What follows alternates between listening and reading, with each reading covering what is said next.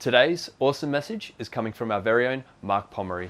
If you missed out on week 1 and 2, go back and check them out. Enjoy.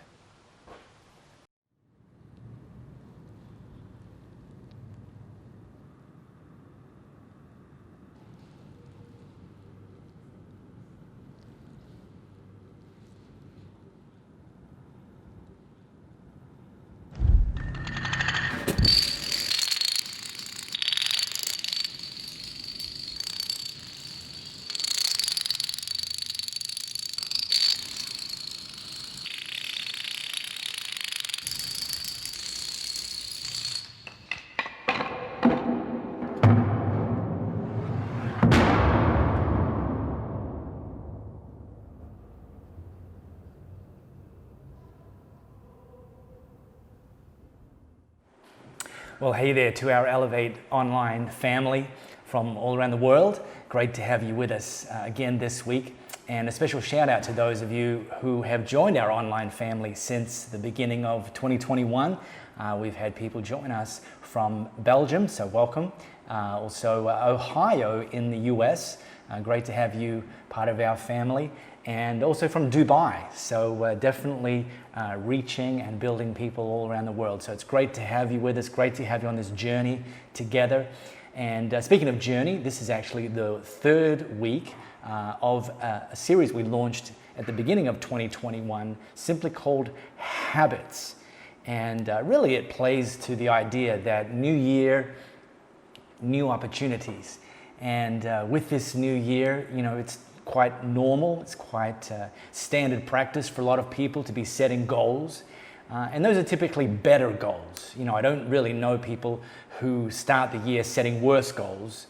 You know, we set better goals. This year I want to have better health, you know, better finances, better relationships, do better in my business or my career, you know, be a better follower of Jesus, do better with my parenting. You know, these better goals. And actually, there's a real place for them. There's something about benchmarking. There's something about putting something on the horizon that can inspire us and can jumpstart us as we enter a new year. Though with this series, Habits, we're highlighting the fact that setting a goal or having a better goal or a better outcome in mind on its own isn't enough. We actually need to marry up the goal with the process. We need to understand the process, and then we need to execute the process. And typically, much of this process has to do with habits. And the reality is, and we've been saying this every single week, is that you and I already have habits. So we're not asking the question, do you have habits, in this series? The question we're asking is are the habits you currently have causing you to become the person God's ultimately created you to become? And are the habits you already have moving you in the direction of what God's called you to do? In fact, I like how Paul put it. Now, Paul was one of the heavyweights, one of the entrepreneurs of the early church. And he wrote this to the church in Corinth. It's just a very simple visual that actually we can better understand maybe today, thanks to modern television. But he wrote this to that church. He said, you've all been to the stadium, or in our case, maybe watched on television, and seen the athletes race. Now, everyone runs, yet only one wins. So run to win. And I want to encourage you as we're launching into this new year, run to win. Don't just do laps. Don't just do another lap just like you did last year and the year before. Don't just do the bare minimum. Don't just set the pace alongside people who aren't actually really making progress. But instead, run to win. Set up the sorts of habits, the sorts of training, execute the process that will cause you to run to win. Now, a little recap of the series so far, particularly those of you joining us for the first time, but it's a refresher for the rest of us. In week 1, we called that message, Who Impacts Do. And we put a few things out there. We said, have an outcome by all means, yet maybe just right-size the outcome goal to like 12 months. Don't think maybe 5 years, because who knows what's going to happen in 5 years, and that just sounds overwhelming. What about just focusing on a better goal in 2021? And don't just make it a what goal, maybe make it a who goal. This year I want to become, and fill in the blank, a more generous person, a better leader, a more disciplined person, something that you want to become. And then week 2, last week, we talked about starting and sticking, because starting new habits, well, I'm not saying they're always easy, but they're certainly easier than sticking with them. And so we broke down what it kind of looks like to both start a habit and to stick with that habit. And I guess one of the big ideas was choosing a keystone goal. That was the phrase we used, a keystone goal this year. Just one, I want to have just one keystone or keystone habit. One new or one resumed keystone, not 5. If you choose 5, you'll fail on all of them for the most part. Choose one new keystone habit that's going to move you in the direction of your better goal. And we highlighted the point that in just developing one new keystone habit, that actually, and just focusing on that actually will likely ripple out into other arenas of your life as well, without you even focusing on them. So in this third and final installment of our habits series, this week I want to talk about stopping and breaking. Last week was about establishing and sticking with good habits. Today I want to focus on maybe some things that we need to consider stopping. And not just stopping once, not just stopping for 1 month, not just stopping for 2021, but actually breaking them. So we're less likely to pick them up again into the future. And I want to revisit from last week something we called the habits loop. Now this isn't our idea, it's not my idea. This is reasonably universal from the experts in this field of habits. And they called it the habits loop. The habits loop is essentially 3 separate pieces. That there is a trigger, there's something, somebody, something that causes you to want to respond or take action in a particular way. And in taking that action, you experience some reward that will cause you to be more likely to do the same thing when that trigger occurs again. And this habits loop cuts both ways. It works when it comes to starting new good habits. It also works when it comes to breaking habits. And we've drawn a lot of the comparisons about the same underlying principles work for good habits as well as working for bad habits. Though I want to highlight one exception.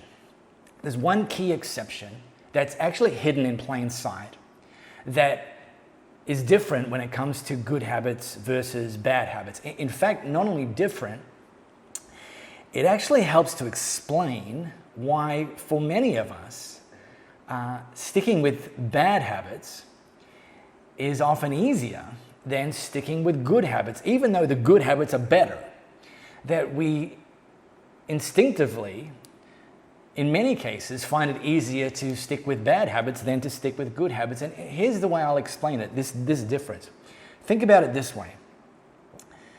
When it comes to bad habits, the reward, remember this habits loop, the reward is often up front. It's often short term. It's often rather instant. And the destructive aspect doesn't occur till much later on in the future.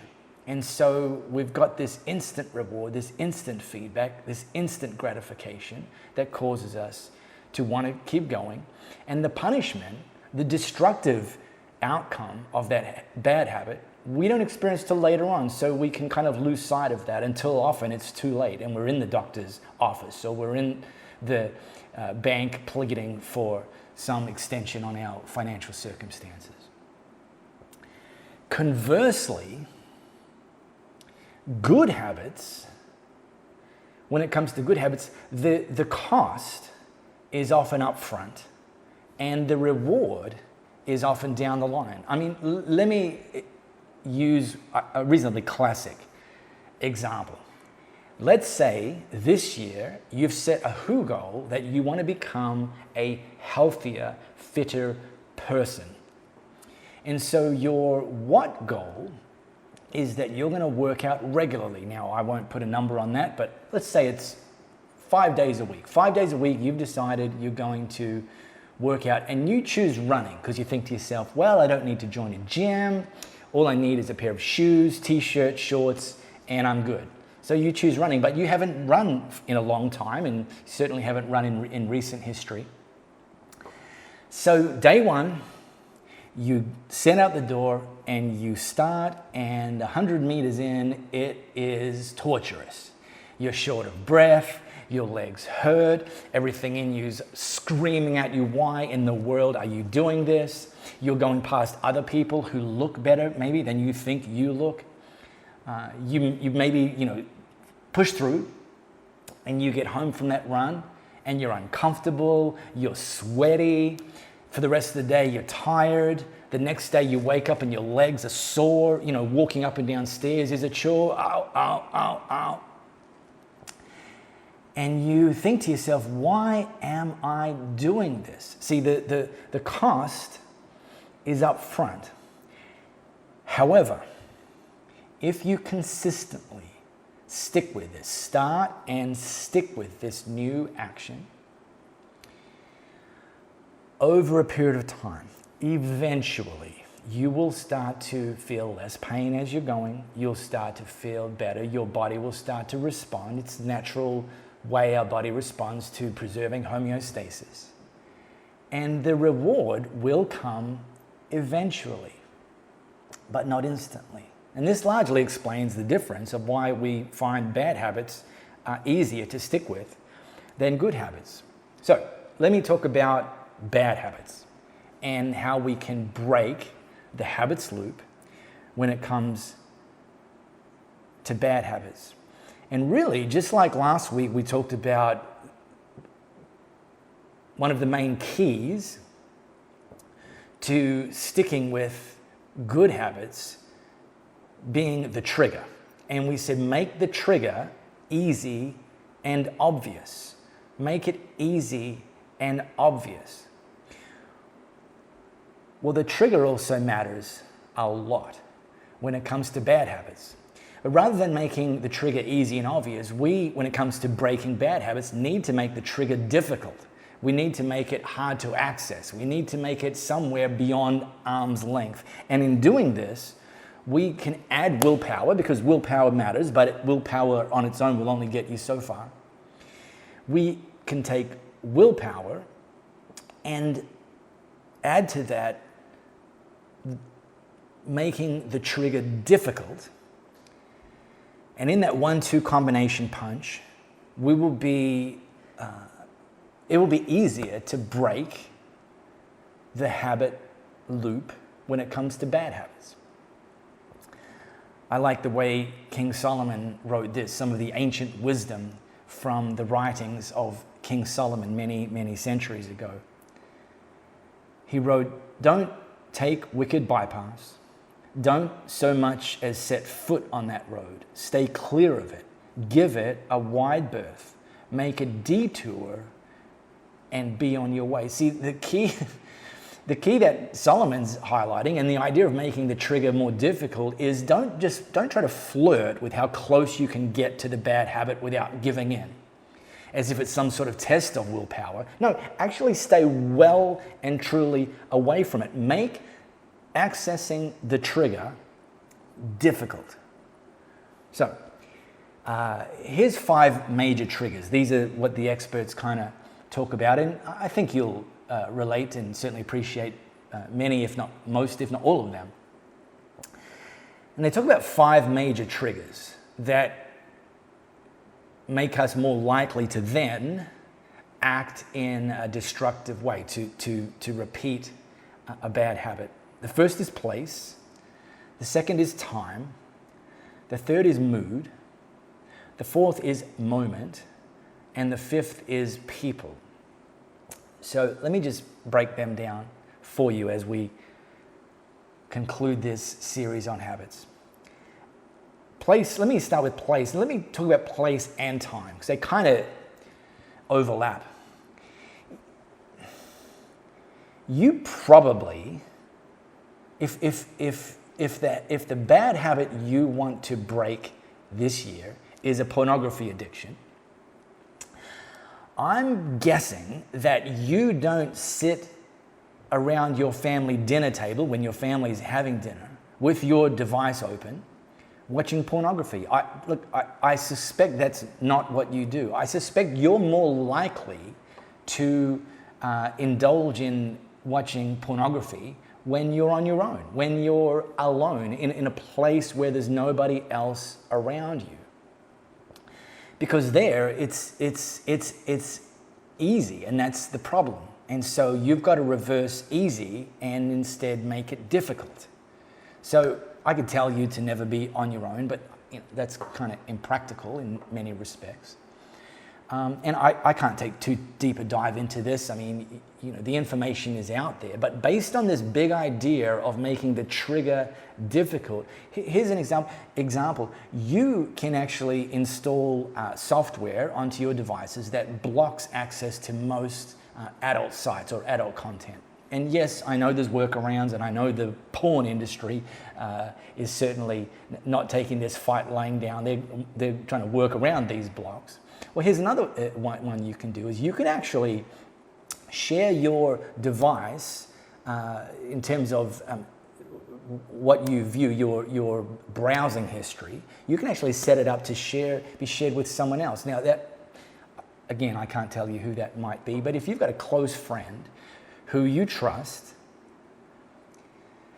you might want to say to them, hey, listen, confidentially, I'm struggling with pornography, and this year I want to break that habit. Will you help me? And all I want you to do is I can set up on my device the settings that allow you to see my browsing history. And so, whilst it's not going to automatically stop me, it's going to make me less likely to browse the sort of sites that I've been browsing. And what's more is if and when I give in, if and when I capitulate on one instance or whatever, you'll be able to see that, and I want you to come and challenge me about that. Now, this is one example. I mean, I picked pornography. Look, there's plenty of other examples, maybe a little less uncomfortable for some of you. But I'm just saying that the place and the time matter in a lot of cases, and yet there's a way to make the trigger more difficult in those places and those times. Here's another one, and this one is mood. That there's certain moods that when you're in that mood, or when you're feeling that mood, that will more likely trigger a certain destructive action. And the experts use a very clever acronym when it comes to what we need to identify when it comes to moods. And they use the acronym HALT, which is a clue as to what you should do. That there's 4 moods that they talk about. That in these moods, or when we experience these moods, we will be more likely to respond with a bad habit. The first one is hungry. When you're hungry, you're more likely to reach for the first thing, the most convenient thing, drive to the most convenient place, order from the most convenient place, and not necessarily the best food or the best place. So understand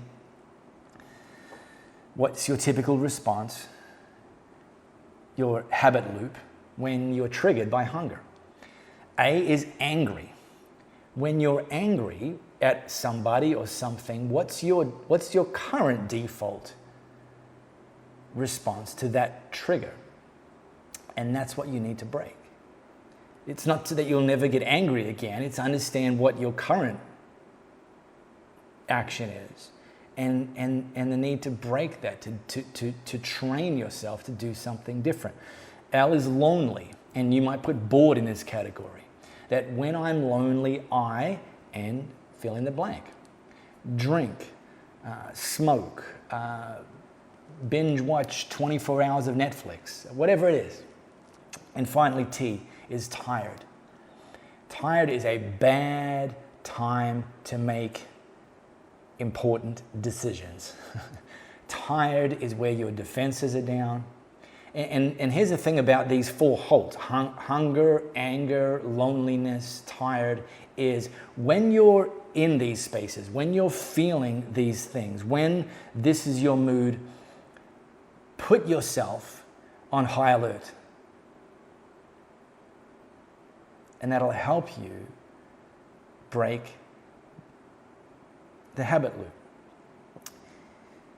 Moment. This is one of those, when this situation happens, when I'm in this scenario, when I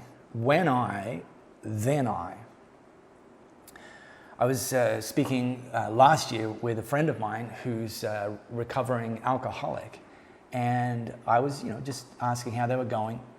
And one of the questions I asked them is, I asked them what I thought was a bit of an obvious question. I said, do you still feel like having a drink from time to time? And the answer was yeah. They said yes, they do. They do absolutely feel like having a drink from time to time. And actually, they feel like having a drink when the same kind of things happen that used to happen. When their trigger was a moment, stress, hard day at work, confrontation with somebody, that previously the action would be have a drink, get a drink. Well, not one drink, have a lot of drinks. And what they've trained themselves to do, though they haven't been able to escape those moments. I mean, they still get stressed. They still have a hard day at work. They still interact with some crotchety people.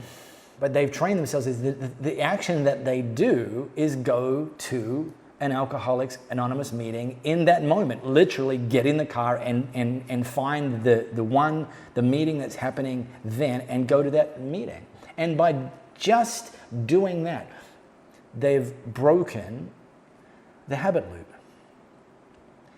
And finally, and maybe I saved this one for last because it's kind of the most obvious one, I think in many cases, is people. That the people we surround ourselves with, the people we spend the most quality time with, the people who are in our inner circle have an enormous impact, can be an enormous trigger to our action. In fact, oftentimes we will find ourselves doing what they do in the exact same trigger situation. Well, here's a couple of warnings, some wisdom from Solomon and some wisdom from Paul, who have both thrown a bit of stuff out there already today. Solomon said, walk with the wise and become wise. Great. For a companion of fools suffers harm. And then Paul wrote it very simply, the same church in Corinth, bad company ruins good manners. Bad company ruins good habits. Bad company will lead you in a habit loop that will have an outcome that's not a better outcome. Because it's almost impossible to have a great life with the wrong friends. So here in 2021, be intentional about who you spend your time with. Be intentional. Hang around wise people and become wise. Hang around people who are making good choices, who have developed good habits, and you are more likely to lock in and jump in their slipstream and develop also some of those same good habits. So that's it. 3 weeks of a series we called Habits. It's by no means an exhaustive series, but I really hope that we've hit the high notes. And I really hope, if you missed any of the weeks, go back and watch them, week 1, week 2, because this is really a package deal that we've put together. And it's designed to help you, to set you up for success in 2021, which is our prayer. Our prayer is that 2021, you'll be better and you will experience better and you'll come out the end of this year more like Jesus than when you started. So continue this journey with us. Be sure to invite other people along as well. And we'll see you back here next week for our Elevate Church online experience. Thanks, guys at home, so much for joining us on week 3 of Habits. Make it a habit and join us next week for another awesome message. Cheers.